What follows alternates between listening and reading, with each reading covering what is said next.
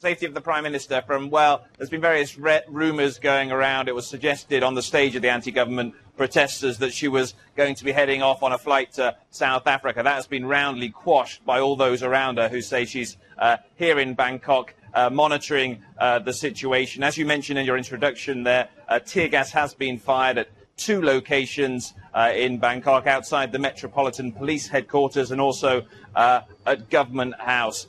People were expecting this. Today was the day which the anti-government demonstrators had identified as being the day that they were going to triumph in their aim to overthrow the government of Yingluck Shinawatra. So certainly the government had come out in force in terms of riot police. The army has also been deployed, but in keeping with the policy of the government at the moment, the army are not armed.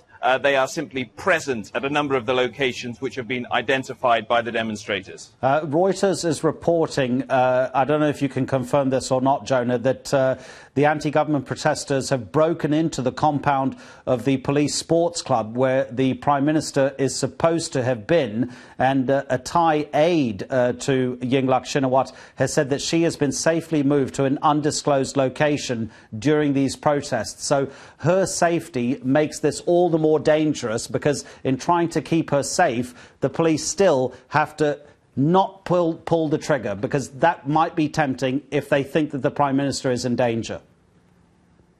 I can't confirm that particular story, but I think it's worth pointing out that what has been repeatedly happening here in Bangkok, particularly in relation to the police here, is that there's almost been an agreement that you may enter here as long as you don't damage our properties. So it's eminently possible that they could have struck some sort of agreement to allow the police into to allow the anti-government demonstrators into that compound, on condition that they did not attempt to do any damage or anything malicious while they are there. So that will obviously be very interesting to see how that develops.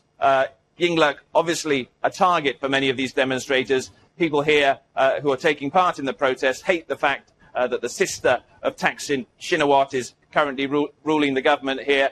They regard Thaksin's tentacles as still being very much in the government here, and that is what is driving many of the people who are out on the streets of Bangkok today to turn out to effectively try and overthrow her government.